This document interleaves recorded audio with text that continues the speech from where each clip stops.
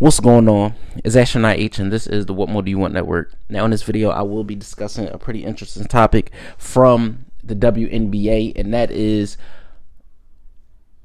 Caitlin Clark versus everybody? Or is everybody versus Caitlin Clark? Whichever way you want to slice it, right? Because over the course of, I would say, the NBA season, WNBA season has begun, and we look at the schedule that the Indiana Fever has faced, and we look at how polarizing Caitlin Clark has been since she's arrived in the WNBA. We hear the chirps, we hear the chatter, we've heard all of the things being said about, is her game going to translate, is she that good, and all of these things to be said. You have teams, whether it's the Liberty and she's getting screened, hard screens by players. She's being checked full court by players. It's things being said in the media. Pat McAfee has said some things recently that I didn't agree with.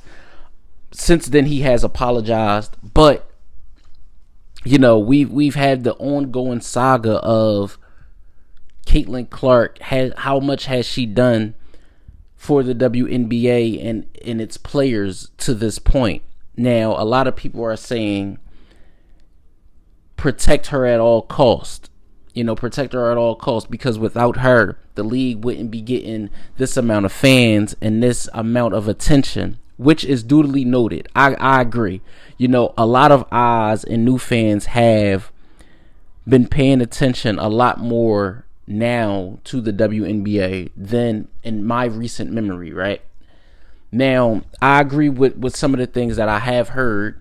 She's not the only player in the WNBA. I agree with that wholeheartedly. We have it's a lot of talent in the WNBA. It's a lot of talent. We're talking about Division I, great players. We have former champions in college, which are now, in the WNBA, new rookies, whether we're talking about Angel Reese, whether we're talking about, Carmela Cardosa, and the list goes on and on and on. You look at Cameron Brink, you have a list of great talent, not even speaking on the veterans that's in the league, the Asia Wilsons, the Brianna Stewarts, the Kelsey Plums of the world, the Jackie Youngs. We have an illustrious amount of talent in the WNBA. And I just feel like I don't want to never make it a race thing. I don't never want to make it a black or white thing. And some people do that. Some people make it seem like it's race oriented because one player that may be saying something is black and the other player is white. We saw that in the recent game the Fever played, where the body bump that she took, it wasn't it wasn't a basketball play. It wasn't a basketball play. It was the physical nature of the game and emotions running high, just getting the best of some people. And I believe there's no place for dirty plays. Now, physical play is different. Dirty play is no place for that. And for me, I think she has a bullseye on her back. I think that's going to be warranted, because she's been getting so many, just different looks, whether it's nationally, whether it's commercials, whether it's success from, other brands, or whatever the case may be. And some player, it may be a jealousy thing.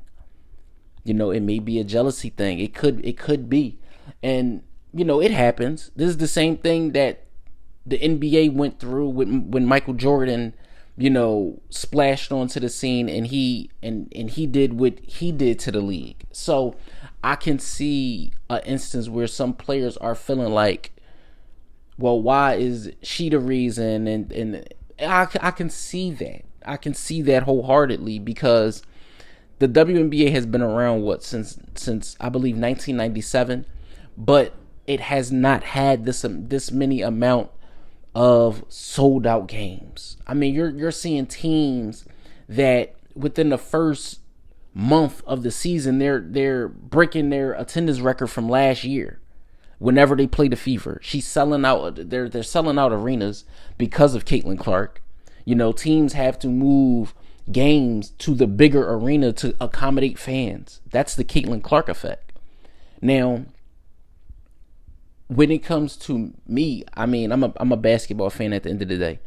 I wholeheartedly applaud what Caitlin Clark has done, not only for the WNBA thus far, but women's sports in general, women basketball in general. I mean, this has been some of the best, you know, competitive nature of basketball that I've seen in a long time from everybody involved. You know, you have like I said, you have certain players saying certain things, and to the benefit of the players that are in the WNBA, I believe that, you know, they're not going to allow a rookie. They're not going to allow a rookie to come on the scene and take over the league. I mean, the only time we have seen that was with Candace Parker when she came in and she was Rookie of the Year and she was MVP in the same season. But in this Caitlin Clark situation, I feel like, yeah, it's going to be chippy at times. It's going to be chippy at times. It's going to be, you know, physical at times. It's just an adjustment. It has to be an adjustment period, you know, whether it's the style of play that she's going out there and performing with, whether it's her teammates backing her up on the floor, and also the coaching staff. You know, also the coaching staff running plays where she's not the primary ball handler all the time, running plays where she's off the basketball. Now, you know, that's a conversation to be had also.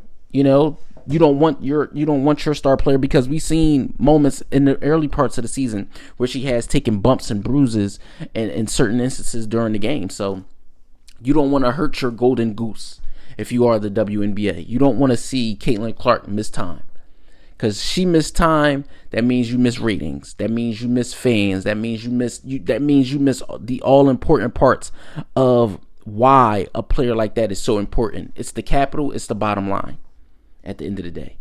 And we know fans are showing up in droves, thousands upon thousands, to see her perform. So the best ability is availability. We know that for sure. And like I said, is it a Caitlin Clark versus everybody situation? It could be, but am I looking too deep into it? Let me know what you guys think in the comments down below. Basketball fans, WNBA fans, Caitlin Clark fans, or if this is just your first time tuning into this channel, let me know what you think in the comments down below. Don't forget to like, comment, subscribe, hit that notification bell so you can know anytime a video is being uploaded to this channel. It's Astronaut H. This is the What More Do You Want Network, and I'll catch you guys on the next video.